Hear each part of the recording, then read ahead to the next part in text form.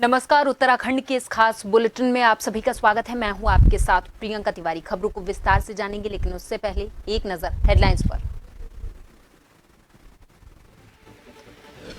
9 महीने की ट्रेनिंग के बाद उत्तराखंड को मिले 231 प्रशिक्षु आरक्षी। देहरादून के दीक्षांत समारोह में डीजीपी ने ली परेड की सलामी। हेड कांस्टेबल पद पर होगी नियुक्ति। चारधाम यात्रा के फर्जी रजिस्ट्रेशन को लेकर पुलिस सख्त। हरिद्वार एसपी ने नारसन पोस्ट पर की चेकिंग। बिना पंजीकरण वाले भक्तों को लौटाया जा रहा वापस। अब तक 11 लाख से ज्यादा पहुंचे श्रद्धालु। उत्तराखंड में गर्मी ने तोड़ा 4 साल का रिकॉर्ड। तापमान पहुंचा 40 डिग्री। सामान्य दिनों की तुलना में 60 MU बिजली की खपत। ऊर्जा निगम की बढ़ी मुश्किलें। लक्सर में विवाहिता की मौत का मामला। परिजनों ने लगाया दहेज को लेकर प्रताड़ित करने का आरोप। मामले की जांच में जुटी पुलिस।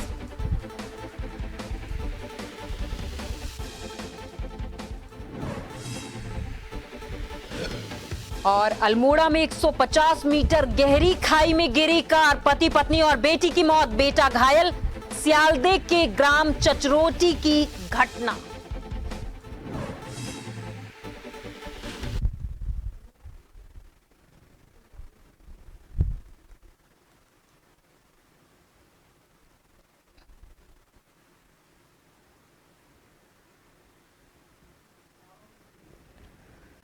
बढ़ेंगे खबरों की ओर। थाना खटीमा की पुलिस टीम ने इस्लाम नगर के नई बस्ती फील्ड के पास बने खंडहर से एक व्यक्ति को स्मैक के साथ गिरफ्तार किया है। एसएसआई अशोक कुमार ने बताया कि कार्रवाई के दौरान समीर अंसारी को 7.06 ग्राम अवैध स्मैक के साथ गिरफ्तार किया गया है। श्रीमान वरिष्ठ पुलिस अधीक्षक उधम सिंह नगर महोदय द्वारा पूरे जनपद में नशे के विरुद्ध व्यापक स्तर पर कार्रवाई जारी है। इसी कार्रवाई के क्रम में दिनांक 27/5/2024 की तारीख को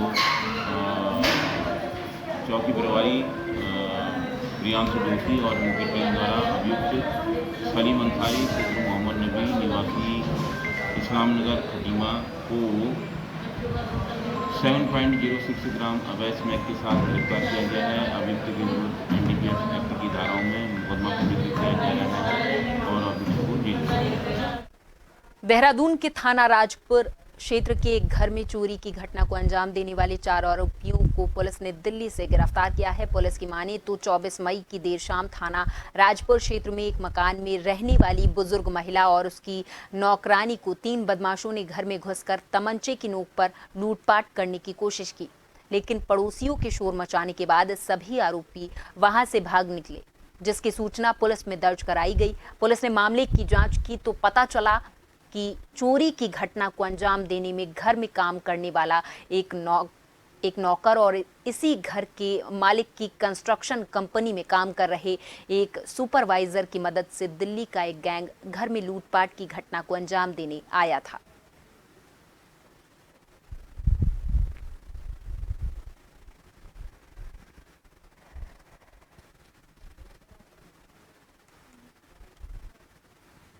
समस्त घटनाक्रम की जानकारी मिलने पर निरीक्षण करने पर यह पता चला कि 3 व्यक्ति घर के अंदर आए थे और एक व्यक्ति कहीं बाहर गली में खड़ा था जो रेकी कर रहा था।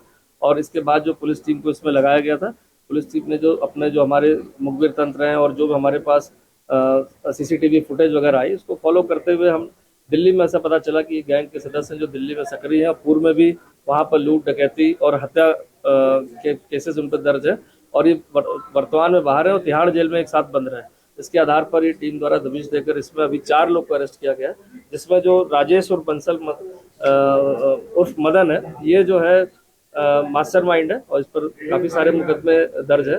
साथ ही साथ इसका साथी जो रिंकू है, वो भी डकैती के मामले में वहां पर उस पर मुकदमा दर्ज है। इसके दो अन्य साथी जिन्होंने इसकी मदद करी थी, एक संजीव नौकर है जो इनके घर में पूर्व काम करता है, इसने भी पूरी रेकी करने में मदद कराई।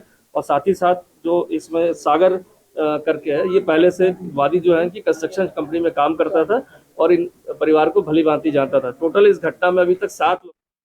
रामनगर वन प्रभाग की टीम ने सिवलाल पर चुंगी के पास यूकेलिप्टस के गिल्ट से भरे एक डंपर को जब्त किया है। यूकेलिप्टस की जड़ों से भरी एक ट्रैक्टर ट्रॉली को भी बरामद किया गया है। रामनगर वन प्रभाग के DFO दिगंत नायक ने बताया कि दोनों की तरफ से कोई भी दस्तावेज प्रस्तुत नहीं करने पर जब्ती की कार्रवाई की गई है। दोनों वाहन चालकों से पूछताछ जारी है। हमारी कोसी रेंज में आज एक ट्रैक्टर और एक डंपर पकड़ा गया था जो यूकलिप्टस का जड़ और यूकलिप्टस का लट्टे लेके जा रहे थे। उनमें रवन्ना जो था उसमें थोड़ा कमियां पाई गई थी। तो अभी डीएलएम को भी बुलाया गया है मौके पे, जहाँ पे जिस रेंज से आया था उनके कर्मचारी को भी बुलाया गया है। तो अभी जांच चल रही है। जैसे ही इसमें थोड़ा क्लैरिटी आता है उसके ऊपर कार्रवाई किया जाएगा। अल्मोड़ा जिले के विकास खंड स्यालदे के ग्राम चचरोटी में रामनगर से देघाट कुआनी के समय एक कार दुर्घटनाग्रस्त हो गई। कार में 4 लोग सवार थे। मिली जानकारी के मुताबिक डॉक्टर सिद्धार्थ अपने परिवार के साथ घर से स्वास्थ्य केंद्र देघाट के लिए निकले हुए थे। इस दौरान डॉक्टर सिद्धार्थ के परिजनों ने फोन किया तो उन्होंने फोन नहीं उठाया। इस पर पुलिस ने सर्विलांस की मदद से सर्च ऑपरेशन चलाया। इस दौरान उन्हें एक खाई में कार दुर्घटना के बारे में जानकारी मिली। जानकारी मिलते ही टीम जब वहां पहुंची और डॉक्टर सिद्धार्थ की पत्नी शशि के पुत्र को देखा तो सकुशल रेस्क्यू किया। घटना में डॉक्टर शशि मुनेन्द्र और उनकी बेटी की मौके पर ही मौत हो गई थी।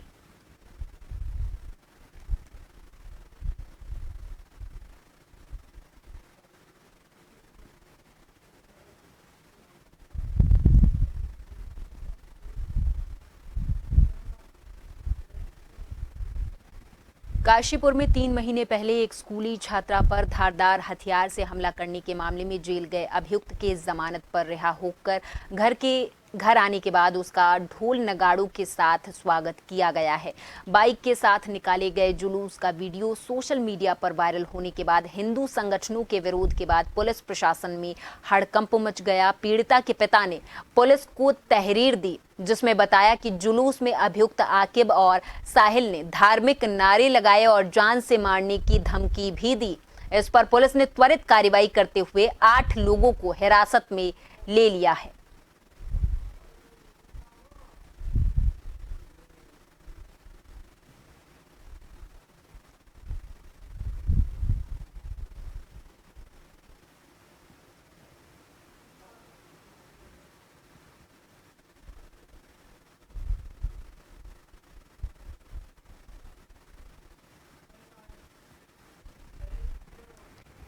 रामनगर का सरकारी अस्पताल स्वास्थ्य सुविधाओं को लेकर लगातार चर्चाओं में है। कुछ साल पहले उत्तराखंड सरकार ने बेहतर स्वास्थ्य सुविधाएं देने को लेकर इस अस्पताल को पीपीपी मोड पर दिया था, लेकिन तभी से बदहाल स्वास्थ्य सुविधाओं को लेकर लगातार ये अस्पताल सुर्खियों में है। यहाँ उपचार के दौरान लापरवाही के चलते कई लोगों की जान जा चुकी है। ऐसा ही एक मामला फिर से सामने आया है। रामनगर के भवानीगंज क्षेत्र में रहने वाले सुनील कुमार के 11 साल के बेटे आयुष की आंख में चोट लग गई थी, जिसे परिजन यहां लेकर आए। परिजनों का आरोप है कि चोट लगने के बाद भी बच्चे को उस आंख से दिखाई नहीं दे रहा, दिख रहा था, लेकिन इलाज के बाद उसे दिखना बंद हो गया है। इस मामले में चिकित्सक के खिलाफ कार्रवाई को लेकर आंदोलन किया गया है।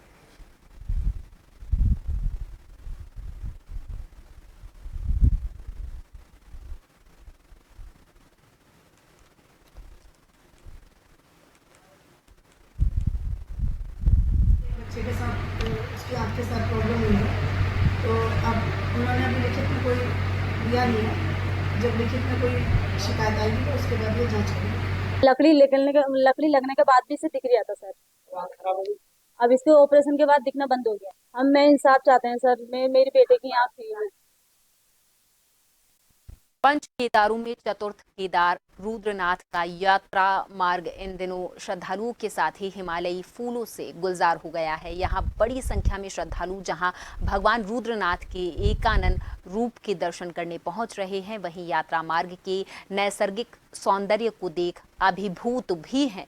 चमोली जिले में समुद्र तल से 11,800 फीट की ऊंचाई पर स्थित चतुर्थ केदार भगवान रुद्रनाथ मंदिर की यात्रा पंच केदारों में सबसे कठिन है, लेकिन यहाँ करीब 18 किलोमीटर की पैदल दूरी की दुश्वारियों पर शिव भक्तों पर श्रद्धा इन दिनों भारी पड़ रही है। केदारनाथ वन्य जीव प्रभाग के अनुसार इन दिनों प्रतिदिन यहाँ 300 तीर्थयात्री भगवान रुद्रनाथ के दर्शनों के लिए पहुंच रहे हैं।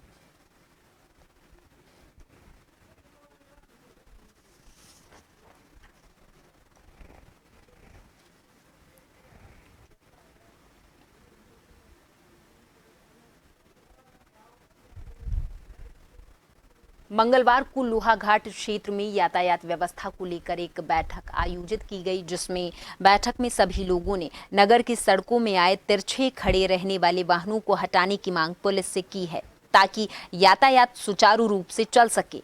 वहीं बैठक में वन वे ट्रैफिक व्यवस्था करने पर भी चर्चा की गई है। स्कूल टाइम में भारी वाहनों के संचालन में रोक लगाने की भी मांग की गई है। लोगों ने कहा कि सड़क किनारे रहने वाले वाहनों से ट्रैफिक जाम हो जाता है। एसएचओ अशोक कुमार ने कहा कि कल से ही नगर की सड़कों में खड़े रहने वाले वाहनों पर कार्रवाई शुरू कर दी जाएगी। हम लोग ये चाह रहे हैं किसी को पर्सनल परेशानी भी ना हो और उसका जो है जो हमारा उद्देश्य भी पूरा हो जाए। कारण ये है कि हम एक साथ अगर हम चाहें कि एकदम वन वे चालू कर दें, वो संभव नहीं है। हमें फोर्स भी चाहिए कि जब तक फोर्स नहीं मिलती है, हमें हमारी डिमांड पूरी नहीं होती है, तब तक हम उन पॉइंटों को चिन्हित कर उन पर लगातार अपने जो हमारे चीता हैं या होमगार्ड मिले हुए हैं, हमारे महाराज जी हैं, इनका प्रयोग कर वहाँ पर कोशिशें करेंगे अधिक गाड़ियाँ बिल्कुल खड़ी ना हो। और यहाँ पर रुकेंगे एक छोटे से ब्रेक के लिए। ब्रेक के बाद भी खबरों का सिलसिला लगातार जारी है।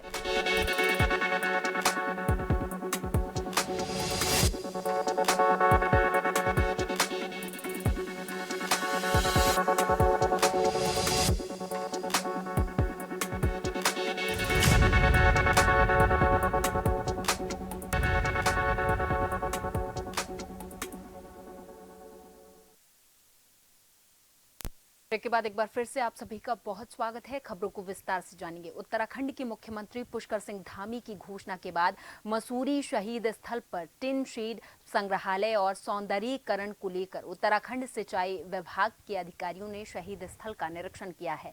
इस मौके पर शहीद परिवार के सदस्य और राज्य आंदोलनकारी के द्वारा शहीद स्थल के स्वरूप को संरक्षित करने के साथ शहीदों पर आधारित संग्रहालय बनाने की मांग की गई है।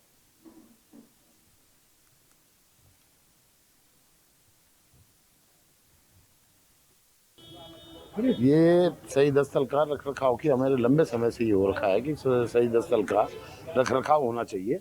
और इसके ऊपर शेड की बात थी, तो लेकिन शेड इस तरीके से नहीं बन पा रहा है कि जो जिससे ये लगे कि इसकी जो चारों तरफ जो है सुरक्षा हो सके। हमारा तो कहना ये है कि विभाग अपनी तरफ से इस पे, जैसे ये हमारे शहीदों की मूर्ति है, उसके ऊपर ऐसा शेड बन जाए जिससे उन पे गंदगी ना हो और बारिश से वो खराब ना हो, और इसका शहीद स्थल का बेहतर रखरखाव हो, जिससे लोग बैठे हैं और यहाँ पे अपनी बैठकें करें। देखिए, 2 सितंबर को माननीय जो यहाँ की संघर्ष समिति है उसके द्वारा एक ज्ञापन दिया गया था, जिसमें ये निवेदन किया गया था इसके ऊपर यहाँ पर जो है शहीद स्थल के ऊपर जो है शेड डालना है।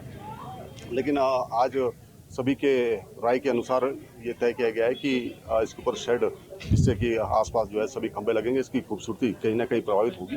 तो इसमें कहीं ना कहीं संशोधन किया गया है और ये कहा गया है कि जो संग्रहालय है उसको यहाँ पे बनना चाहिए, और जो यहाँ पे मूर्तियाँ हैं जिस तरह की वो किन्हीं कारणों से पशु पक्षी की वजह से वहाँ पे खराब हो जाती है, तो उसके ऊपर शेड बने, और जो बगल में जो जगह है जो नगर पालिका की है उसमें एक जो है संग्रहालय बने, जिसपे जो है जो जितना भी हमारा जो इतिहास है उसको वहाँ पे रखा जाए। माननीय मुख्यमंत्री जी की घोषणा के मद्देनजर मसूरी में जो शहीद स्थल की कवर करने की योजना को हम देखने यहाँ पे आए थे, और जैसा कि संघर्ष समिति की जो भावनाएं हैं और इस स्थल की जो सुंदरता है उसके मद्देनजर जैसे सभी लोगों ने जो विचार होंगे उसी अनुसार हम इसका प्रपोजल बनाएंगे। और एक विचार भी आए कि जो अलग अलग 3 हमारी मूर्ति स्थल हैं, एक पैच अलग अलग 3 है, तो उसी के ऊपर केवल उसको ऑर्नामेंटल रूप में बना के, जिससे कि सुंदरता बनी रहे। उत्तराखंड में बीते कुछ तल्ख तेवर दिखा रही है। मैदान से लेकर पहाड़ तक के अधिकतम तापमान में सामान्य से 5 से 6 डिग्री की बढ़ोतरी दर्ज की गई है। सोमवार को भी दून में एक बार फिर से रिकॉर्ड तोड़ गर्मी देखी गई और अधिकतम तापमान सामान्य से 5 डिग्री के बढ़ने के साथ 40.4 डिग्री रिकॉर्ड किया गया है। इससे पहले साल 2020 में इस दिन का यहाँ का तापमान 40.1 डिग्री रहा था। तापमान में बढ़ोतरी और हीट वेव ने दिन के साथ रात में भी परेशानी बढ़ा रखी है। खासकर दोपहिया वाहन चालकों के साथ राहगीरों को मुश्किलें झेलनी पड़ रही हैं। उधर मौसम विज्ञान के जारी पूर्वानुमान के अनुसार आज भी अधिकतम तापमान 40 डिग्री रहने की संभावना है। उनके अनुसार तापमान में हो रही बढ़ोतरी की वजह से मैदान में हीट वेव चल रही है।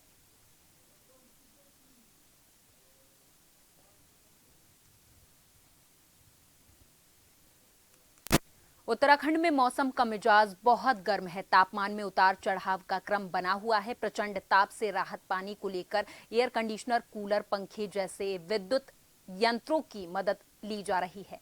गर्मी के झटकों के बीच उपकरणों का प्रयोग बढ़ने से राज्य में बिजली की खपत दोगुनी बढ़ गई है। प्रदेश में हर दिन बिजली की मांग रिकॉर्ड 60 से 61 मिलियन यूनिट पहुंच गई है। ऐसे में ऊर्जा निगम की मुश्किलें दिनों दिन बढ़ती जा रही हैं। बता दें कि देहरादून में पारा 42 डिग्री तक पहुंच चुका है। ऊर्जा निगम के अधिकारियों के अनुसार सामान्य दिनों में राज्य में 30 से 35 मिलियन यूनिट बिजली की जरूरत होती है, जबकि मई में ये डिमांड 60 मिलियन यूनिट तक पहुंच जाती है। उनका कहना है कि बिजली की डिमांड बढ़ने की स्थिति यही रही तो परेशानी बढ़ सकती है। मैं आपके एक चैनल के माध्यम से बताना चाहता हूं सभी उपभोक्ताओं को, हमारी आज की डिमांड लगभग 60 से 61 MU प्रतिदिन हमारी कंज्यूम हो रही है उपभोक्ताओं को, और हमारी 100% जितनी रिक्वायरमेंट है स्टेट की हम फुलफिल कर रहे हैं। और निश्चित रूप से गर्मी बढ़ने के कारण हमारी डिमांड बढ़ी हुई है। बढ़ती गर्मी के साथ ही उत्तराखंड में भी बिजली खपत बढ़ गई है। ऐसे में आम जनजीवन प्रभावित है। आम आदमी के बीच जिम्मेदारी बनती है कि वो अनावश्यक रूप से बिजली की बर्बादी ना करें। परिचालन निदेशक इंजीनियर मदन राम आर्य ने राज्य के लोगों से अपील की है कि इस बढ़ते बिजली की खपत के समय अनावश्यक रूप से बिजली की बर्बादी ना करें। साथ ही उन्होंने लोगों से अपनी एसी को 27 डिग्री सेल्सियस पर चलाने की अपील भी की है।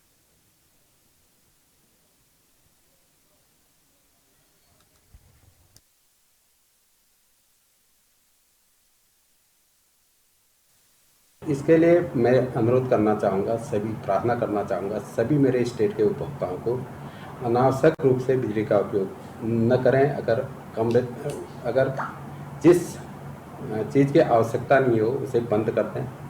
लाइट की ज़रूरत नहीं है तो बंद कर दें। ऑफिस छोड़ के जा रहे हैं तो अपने सभी इलेक्ट्रिकल अप्लायंसेज बंद करके जाएं। और एक अनुरोध ये है कि एसी को मैं रिक्वेस्ट करूँगा सभी लोगों से, वो 27 डिग्री पर चलाएं, न कि 16, 18, 25 ऐसे चलाते हैं। अगर 26 से 27 चलाएंगे तो भी अच्छा रूम का टेम्परेचर मेंटेन रहता है।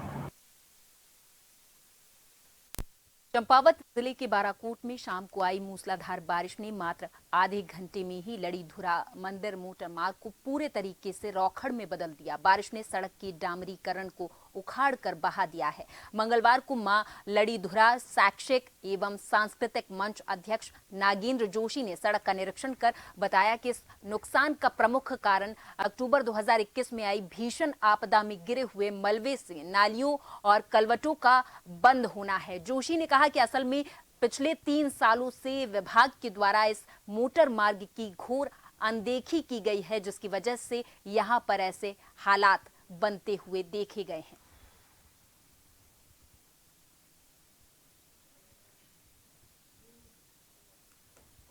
26 मई 2024 की शाम को आई मूसलाधार बारिश से लड़ीधुरा मंदिर मोटर मार्ग को बहुत क्षति पहुंची है। एक तरह से पूरा डामर उखड़कर बह गया है और रोड जो है रौखड़ में परिवर्तित हो गया है, जिस कारण मंदिर अपने निजी वाहनों से, मोटरसाइकिल से या चौपहिया वाहन से मंदिर जाने वाले श्रद्धालुओं के लिए यह काफ़ी खतरा बन गया है। मेरा विभाग से अनुरोध है कि अविलंब संज्ञान लेते हुए नाली और इस कवर के खोलें, ताकि भविष्य में होने वाली बारिश से सड़क का ज़्यादा नुकसान ना हो और श्रद्धालुओं को इस खतरे से बचाया जा सके। और इसी के साथ उत्तराखंड के इस खास बुलेटिन मेरे साथ बस अपना ही। आप देखते रहें जन टीवी। नमस्कार।